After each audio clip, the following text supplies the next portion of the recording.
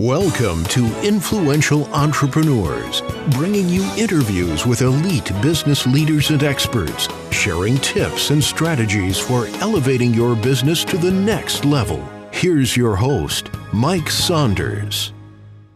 Hello and welcome to this episode of Influential Entrepreneurs. This is Mike Saunders, the Authority Positioning Coach, and today we have with us Jill Lublin, who is a 4-time best-selling author and international speaker on the topics of radical influence, publicity, networking, kindness, and referrals. Jill, welcome to the program. Thank you. I'm so delighted to be here. So I love that whole string of, kindness and referrals, because we could probably talk for 4 sessions on how kindness leads to referrals because people feel appreciated. So let's just kind of jump in with your background. Give us a little bit of a snapshot of what your career background is. I know you've got a very vast and storied past, so bring us up to speed, and then let's talk about some of the projects you're working on currently. Sure. Well, I actually started my publicity career in the music business, which was great training for perception because, frankly, the music business is all about perception. Taught me really about that and stayed in the music business for probably 5 years or so and opened up my own PR agency for a while. And then when I got tapped to write my first book, Guerrilla Publicity, I was able to switch everything into consulting, and now I teach virtual publicity courses. And then one book led to another. My latest book is called The Profit of Kindness, which has been a lot of fun to promote and talk about and create a kindness movement around. That's it in a nutshell. Yeah, and we'll dive in deeper on that. And I think that you can never go wrong being kind. And it just reminds me, I'm certain you've either read or spoken with boy, why is the name leaving me? The Go-Giver, Bob Burke. So the Go-Giver movement is that being of value and giving and serving and even giving results in advance before you even ask for something. And I think that, even in your bio, having kindness, that actually comes before referrals. And you probably strategically put it that way because you can't hold your hand out and say, hey, yeah, give me some referrals and then I'll be nice to you. You've got to have that to be your overarching, approach to business. So let's talk a little bit about that. And how does that tie into your new book? So, it's interesting when I interviewed incredible, fabulous businesses, everything from small to larger, for the Profit of Kindness, what I found was that as companies are kind, that, of course, cultures inside of them, employees are happier, their customers are happier, individually they're happier, and consistently the companies did better, meaning revenue-wise. And what I'm finding, and the thing that I like to promote, is practice a conscious act of kindness every single day. Yeah. That's important, and that really works. So that's some of the things I've found. And it doesn't need to be big and earth-shattering. I think that too many times we feel like, I got so much going on, and now I've got to stop and do this whole thing. And sometimes it can just be a smile. Sometimes it could just be a text to someone you haven't spoken to in a while, and you heard through the grapevine that they were going through a tough time, so you just text a encouraging word. So I think that that's something that needs to be thought of. Is it doesn't have to take a lot of time, and then when you get into that habit, then you're perceived and seen and known as that person, that company that is doing those kinds of things. And I think that really, it kind of gets down to that old saying, people want to do business with those that they know, like, and trust. And that ties into that. Absolutely. And staying consistent and persistent in that is important. This is not a, one time I'll do it and then I won't. This is a consistent focus, as is your PR. Yeah. Well, and let's dive into PR, because I feel that you kind of want to teach people how to do it consistently and persistently, like you said, because I see this a lot where you look at, we could talk for an hour and a half on SEO, search engine optimization, and keywords, and that's a whole industry in and of itself, and some companies need that, but many and most, personal brands, hey, I'm a coach and I'm a business owner and I'm a consultant. they might not need SEO as much as they need to have their own personal brand visible online. And when you Google their name, what do you see? And if you saw that mention in the media in 19 whatever, it's like, come on, you've got to be consistent. So talk a little bit about that PR, publicity, public relations, what that does to the personal brand, and then how to stay consistent so that you have that visibility working for you. So you want to be using PR. You've got to think about who is purchasing your service, whether you're a coach, consultant, whether you have a product or service. The question is who's buying your service. And then you want to track what are they reading, watching, and listening to, right? And so that's a real key. And then it's easier to figure out what the actual media list is, right? And that's really important and fabulous to do. So I think it's a key that you're zoomed into the target market first. But hey, listen, I think all publicity is good publicity, right? And if you get in the media for something else, I like to call it use everything you've got. Use everything you've got, Yeah. So depending on what's going on in the news, my relationship experts are talking about how to have a relationship in pandemic times, or my parenting experts are talking about how to parent appropriately, along with school and everything, all the other stresses. So you just want to look at everything that's going on and use all aspects. And does that tie into, I remember a couple years ago I interviewed David Meerman Scott on newsjacking. So, it's newsjacking feels like this, up in your face kind of a thing, but really it's just taking advantage of current trending topics, right?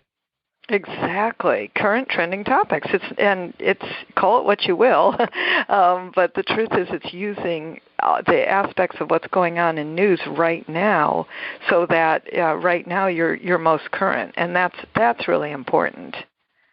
Yeah, because you could potentially, and now you can get really crazy, and I've heard, I don't know, this one example sticks in my mind when some president in years past was, waving from Air Force One and going on some trip, I think it was Australia, and he was going to go on a safari, let's say, and this insurance company, used an approach where they used that news story and then submitted a press release saying, President leaves for Australia on a highly, dangerous trip, but our insurance could protect people like him who, we can. So, I mean, you can get kind of a little crazy where people go, that was kind of a stretch. So what do you do when you advise people to watch for these topics? How do you tap into that without making it too much of a stretch to say, come on, that was just kind of a little much there? Well, you know what? Here's my truth. It's never a little much. So here's the reality.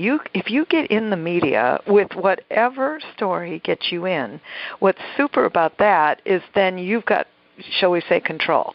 That now it's your story. Now you can control the media, create the message you want. But the point is you got to get in. They got to hear your name. Yeah. They got to introduce you, right? And so that's important, right? And that's a real key. So I call it use everything you've got, and I don't care if you get in because of away from an Air Force One plane. Yeah. Or using, I had a financial planner whose wife had breast cancer, and in October he got in Breast Cancer Awareness Month, talking about, what it's like to be a spouse and how do you deal with this. Yeah. And that was interesting. Sure. Yeah, that's a good point. That's really good. So you just do whatever you want. And get in there. That's the point. It really is, because then it gives you that ability to communicate it to your target audience to go, hey, it was really cool to see my piece picked up in.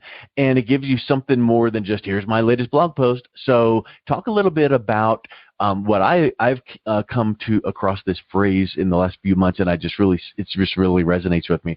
The medium is the message. Meaning you can say whatever you want about, like your example about the financial advisor. He might have great financial advice, but the fact that he says it on some WordPress blog that anybody can do, or he made a Facebook post, anyone could do that. But he made those comments in a media piece that got picked up. Now I'm going to sit up and take notice to that. So let's talk a little bit about the credibility that brings to your personal brand or brand by being picked up and seen in the media.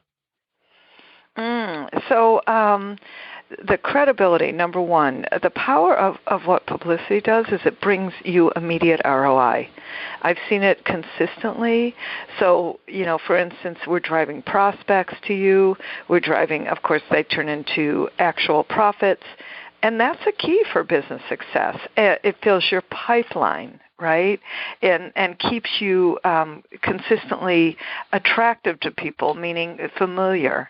And I think these things are just so important, that consistency of your name recognition, that trust factor that gets built, and the credibility, of course, and the visibility. And the other thing is it's leverage. It's such good leverage. And I think that's a really important point, that you can always consistently say, I've been featured in, and other media pays attention because they're a bit incestuous, I guess is the word, in that once you've been on one, they know that you must be good, and then all of a sudden, other things happen, right?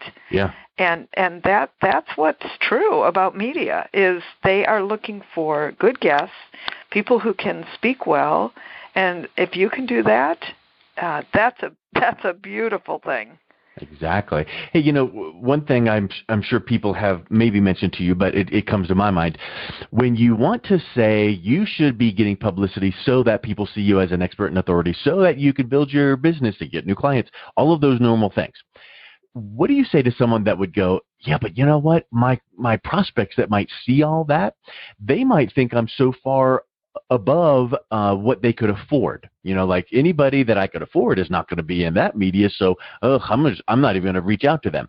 What do you say to someone that should be building their expertise through publicity and many other channels, but they don't want, you need to help them understand that you need to be seen as that, and don't worry, people aren't going to avoid contacting you based on their assumption that you might be too expensive. They want to work with experts, so they're going to, have more chance to reach out than if you weren't in the media. Well, first of all, it doesn't matter how big or small you are. I mean, I've had, one person coaching featured in an ABC radio special, and, all of a sudden that drove her business. We're not concerned as much, shall we say, what other people are thinking, besides the fact that because of your being in there, you get a certain cred that just accelerates who you are and what people think of you. And the reality is, whether or not they see it, the point is you can leverage it, brag about it, have it, and there will be many people who will say, wow, that's what's key, right? That's important. 100%. So let's talk a little bit about your course that you teach people on publicity. What type of topics and how in-depth is that? So what I'm really big on is helping people to create big visibility without spending a fortune. I do all this based in my book, Guerrilla Publicity. And so I started teaching a virtual publicity course, which is get it done, no nonsense. People actually write documents they need for the press in the course. And I'm really big on creating an ongoing visibility campaign with real-world ways to do it and inexpensive ways to make it happen. And so I've been doing this now, the course at least 8 years, and I've pandemically priced it now and made it really affordable so that people can really come in and get their publicity done, because that's my commitment, is for messengers to get their message out. Yes, that is so important, because I love your point about pandemically pricing, and at the time of this recording we're dealing with the pandemic, and the interesting thing is you should be sensitive to the market no matter what's going on. And once the pandemic is moved on past, guess what's going to happen? You're going to catch your breath and then one day wake up and there's something else we have to deal with. So our businesses need to be dealing with and aware of whatever's going on to be sensitive to the pricing.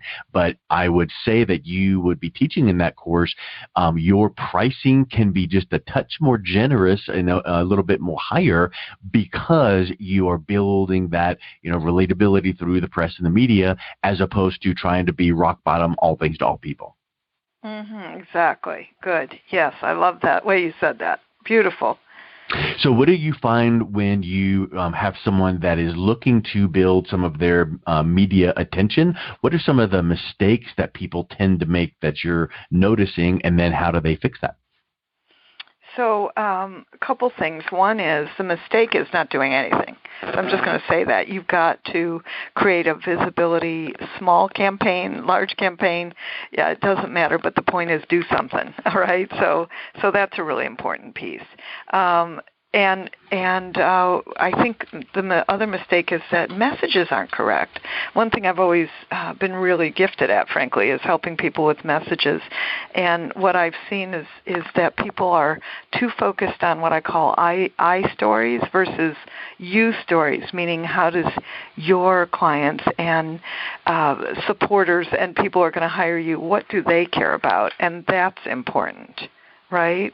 And so I think that's a real key. You mentioned that, and I say this so many times. You probably heard it way, longer than me, because I heard this the first time when I attended a Brian Tracy seminar, probably 15 or more years ago. But he said, "Okay, I want to see a raise of hands. What's everyone's favorite radio station?" And they're like, shouting out, "Oh, it's whatever." And he's like, "Nope. It's WIIFM." And people are like, "What?" And he's like, "It stands for what's in it for me." And we need to be remembering that our prospective target audience tunes into that station all the time. They don't care about you. They care about them. And so when we can position our products and solutions as, well, you'll enjoy the fact that this provides you, and you'll really notice that, rather than we have 20 years experience and we have the best product. So talk a little bit about that focus on that message to put it back onto the benefits to the customer. Well, the first big thing is use you language. That's really important. And use 5-year-old language. So people don't care about your jargon, and they want problem. They want to understand what the problem is, and then they want solutions that actually are solutions for them. Right? And so what that means is you give people real value and benefit.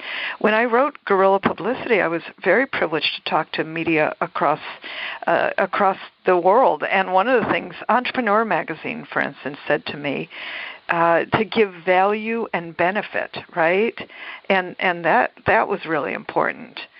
And in doing that, I also want people to think 3, 6, and 9 months ahead, and plant your publicity garden now, because that's how your publicity garden grows. Yes.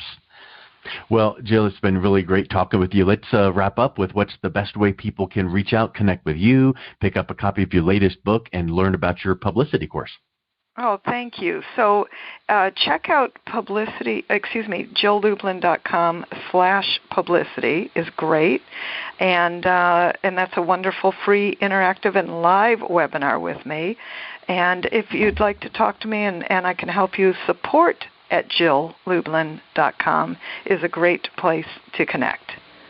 Excellent. Well, I'll make sure those links are in the show notes.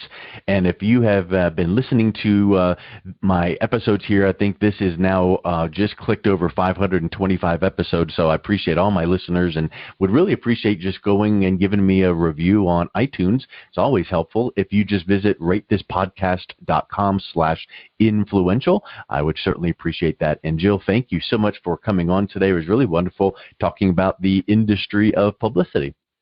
Thank you so much. I appreciate you. You've been listening to Influential Entrepreneurs with Mike Saunders. To learn more about the resources mentioned on today's show or listen to past episodes, visit www.influentialentrepreneursradio.com.